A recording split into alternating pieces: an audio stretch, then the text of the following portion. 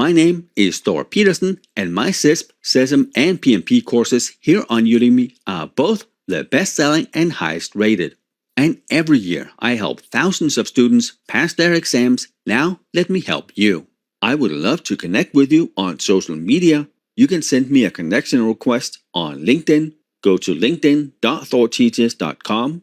You can also join my Facebook group on fb.thorteaches.com. In that group, we have a ton of good certification discussions, free materials, daily practice questions, and much more. You can also watch some of my free videos on YouTube. Go to youtube.thorteaches.com. And then finally, remember I have a ton of resources that I recommend on thorteaches.com/study. So, what are you waiting for? Let's get you certified.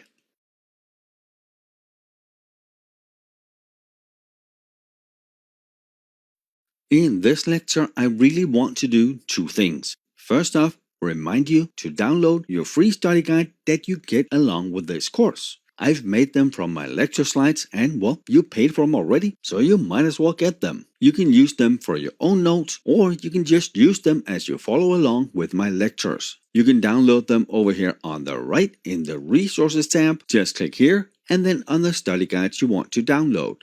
As the second part of this video, I would like to ask you for an honest review. You will most likely, within the next couple of lectures, be asked by Udemy to write a review. If at that point you're not ready, you just haven't seen enough of the course, well then I completely understand that. Leave it whenever you want to. You leaving a review really means a lot to me, and it can help future students find the right courses for them. And when you leave your review, please take the extra 5 seconds and write why you left the rating that you did. If you think the course is great and you give it 5 stars, please say so. If you think it is bad and you give me a rating between 1 and 4 stars, please let me know why. Then I can fix the issues. If you don't tell me, well then I don't know. And the ratings go from 1 to 5 stars. 1. This is the worst course you have ever taken. I'm the worst teacher. All the way up to 5 stars. You're happy with the course. You got what you paid for. So please give me the rating you think I deserve, and then let me know why. And with that, we're done with this lecture. I will see you in the next one.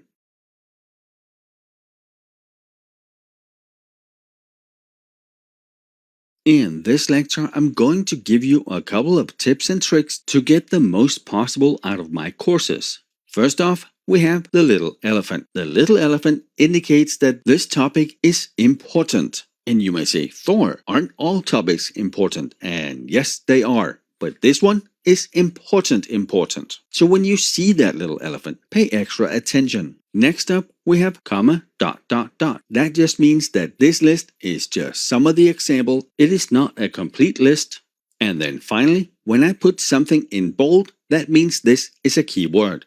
If you look over here on FRAP, Facilitated Risk Analysis Process, you can see at the end of the sentence it says internal. Internal is the keyword for FRAP, that's why it's in bold. Now, as the last part of this lecture, let's take a quick look at the Udemy interface so you can get the most out of that too. The interface is much similar to other ones you would see on Netflix or Amazon. Pause, play, rewind 5 seconds, fast forward 5 seconds.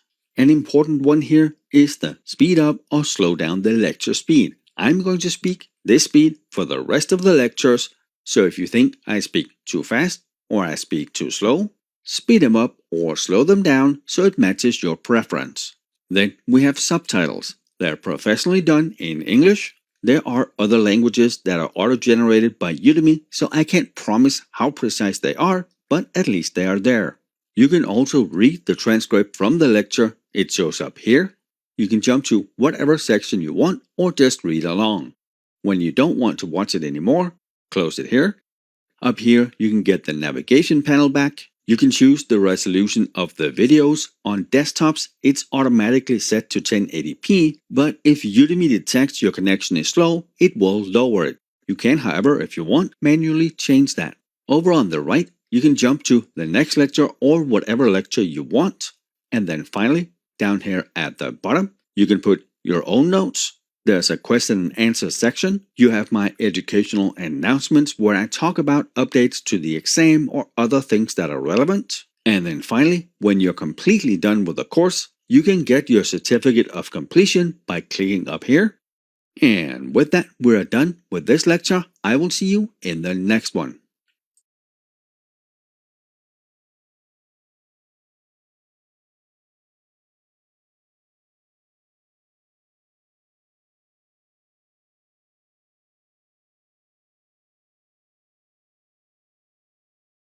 Welcome to CISSP Domain 1, Security and Risk Management. Domain 1 is very important because all the other domains build on top of the knowledge you gain in Domain 1. This is the foundation that everything else is built on top of. As far as curriculum, it is a medium-sized domain, and it is the domain that has the highest weight on the exam. 16% of the weighted exam questions are from Domain 1. What we do in IT security should always be based on a cost-benefit analysis. How much will it cost us if we're compromised? How likely is it that we will be compromised? And how much will the countermeasures cost? We want exactly enough security, no more, no less. And we find that based on the return on investment from our cost-benefit analysis. We are going to cover the CIA triad: confidentiality, integrity, and availability. Depending on what the asset is, we find the right mix of the CIA triad for that one asset. Then we look at security governance principles. How and what do we grant access to? The frameworks we use for it, and defense in depth. We will then talk a little bit about laws and regulations. You, as an IT security professional, need to know them so you can adhere to them. We talk a little bit about evidence, how we handle it, and then we talk about intellectual property. We're going to talk about ethics. The ISC² Code of Ethics is very testable. Then we'll look at policies, standards, procedures, guidelines, what each of them does and how they work together. And then, as the last two major topics, risk and BCP. We go through the risk management lifecycle. We talk about how we identify the risks, do risk assessment, implement risk responses, and then finally monitor and report on the risks. And as the last major topic, we have BCP and BIA. Our business continuity plan is the overarching plan that we have for our enterprise to ensure that we stay in business. And then we have our business impact analysis. What is the impact to our business when systems or functions are no longer available? And with that, let's get started on Domain 1.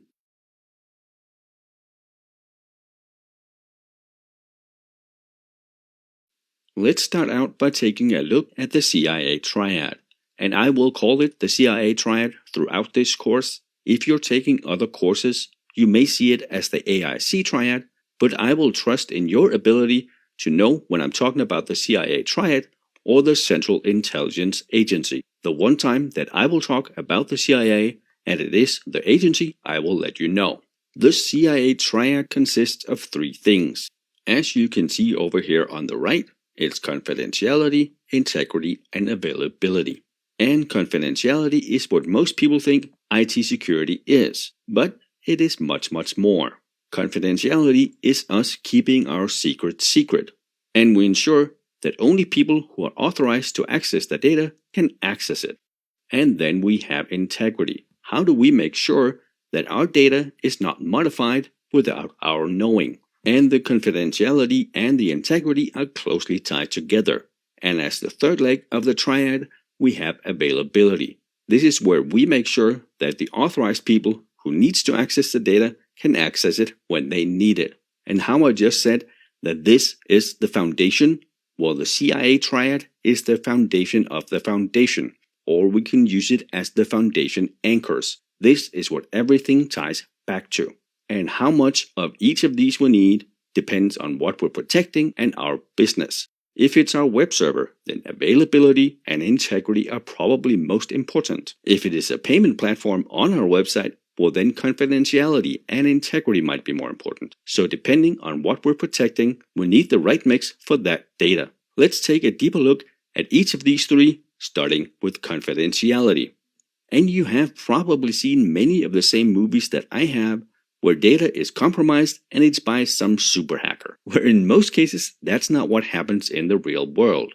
It can just as easy be users making mistakes, admins, customers, or it could be attackers. But for us, in most cases, it doesn't really matter how our confidentiality is breached, because it is. Because our data is just as compromised regardless if it's a user that shares the data with a competitor or it's a super complex hack. We're still compromised. And these over here are some of the common threats that we have to our confidentiality. One of them is attacks on our encryption or cryptanalysis. While it is doable, it is very difficult to crack encryption today without there being some flaw in it.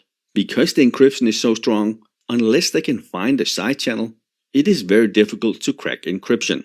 Which then brings us to the next one, social engineering. It is much easier to get someone else to give you the password to the server than it is to try to break it. And all of these threats we're going to go a lot more in depth with later in this course. It could also be keyloggers. Either some employee could have visited a compromised website that installed a keylogger on their system, and now everything they type is reported back to whoever that attacker is.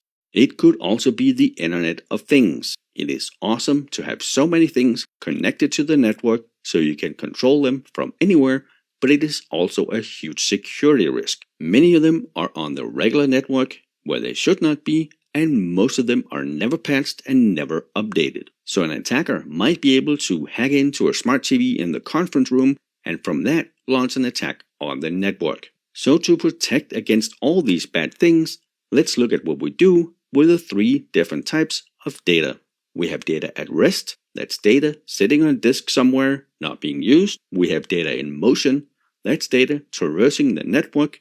And then we have data in use, that's actively being used on a workstation or a server. For data at rest, we encrypt it. We have encryption on everything. It's just sitting there not doing anything, and it is much safer if it is encrypted. Obviously, we only encrypt things that matter. But in many corporate environments, that's a lot of stuff. That could be us having AES-256 full disk encryption for all workstations. Whenever you log into the computer and you start using it every morning, it decrypts the hard drive. If we have things that are more sensitive, then we have stronger encryption. But again, it is data at rest. With data in motion, we secure the transport protocols that we use to send the data, and most of that often is end-to-end encryption. If you go to Amazon to buy something, well then that connection is secure. Your browsing is seen by you and by Amazon. The same when you buy something. Again, a secure connection. If you are on your work network and you need to access some server that has some critical information, your transport from the data from the server to your workstation should be secured. It should be encrypted from end to end. Which then brings us to the more difficult one, data in use. It's not sitting on a server somewhere. It's not being sent. We're actively using it, meaning we cannot use encryption. So what do we do here? And here it's really more about training and policies and awareness. We might have a clean desk policy, meaning you can't have anything printed out on your desk unless you're actively using it right now. If you move away from your desk, well then you either lock it away or you need to shred it. And the thing here about data in use, it's not just stuff on a computer. A printout is still data.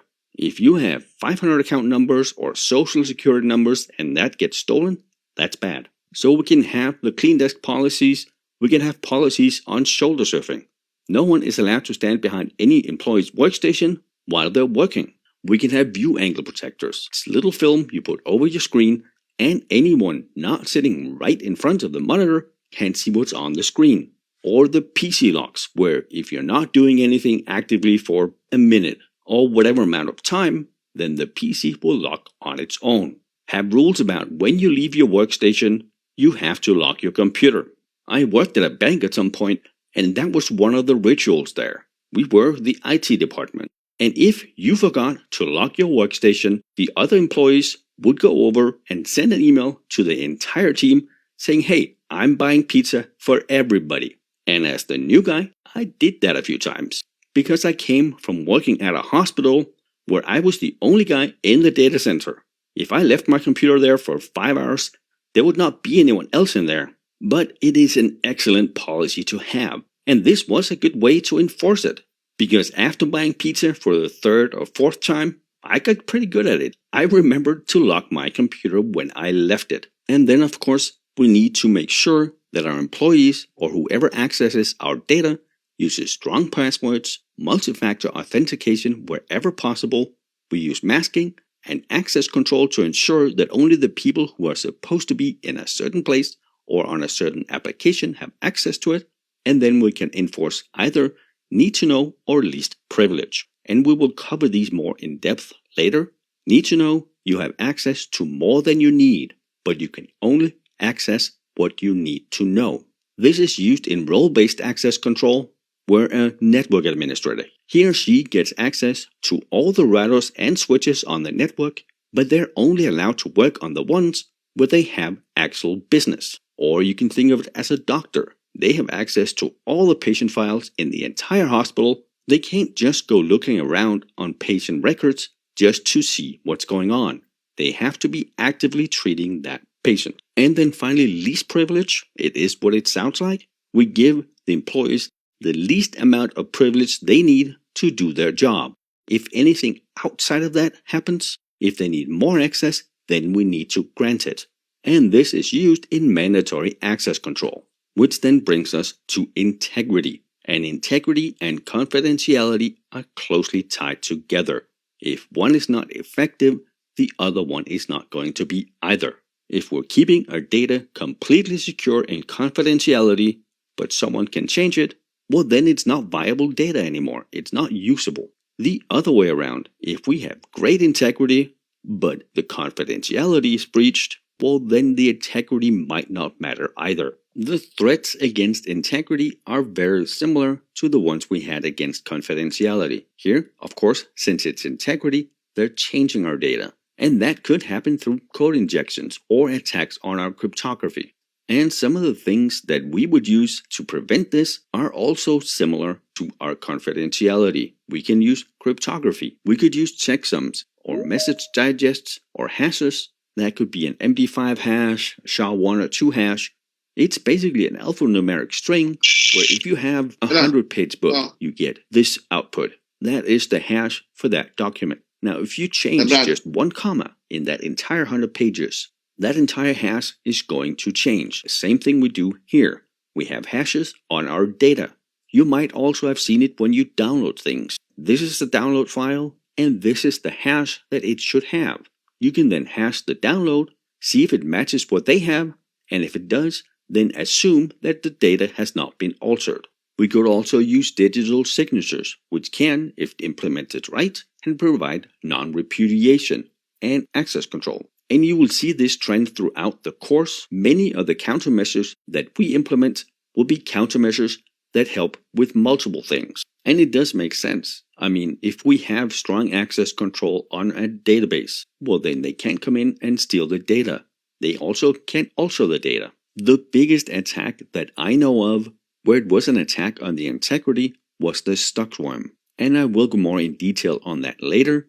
But basically it was a worm developed by the US and Israel to target Iranian nuclear centrifuges to make them spin slightly faster. Not noticeable, just by 1 or 2%, but enough to break them at a much higher rate. Since all the systems in the Iranian plants were air-gapped, meaning there was no outside access, they infected hundreds of millions of systems. Until luckily they infected the computer of one of the engineers who worked at the plant, who was foolish enough to take a USB drive with some pictures and brought them to work. Also a big no-no. Since he then had the worm on the USB drive, it infected the centrifuges. In this case, the US and Israel did not care about the confidentiality. They knew everything about the centrifuges. Because they knew everything about them and everything about the programs, they could design an attack that only compromised integrity. And with that, let's move to availability.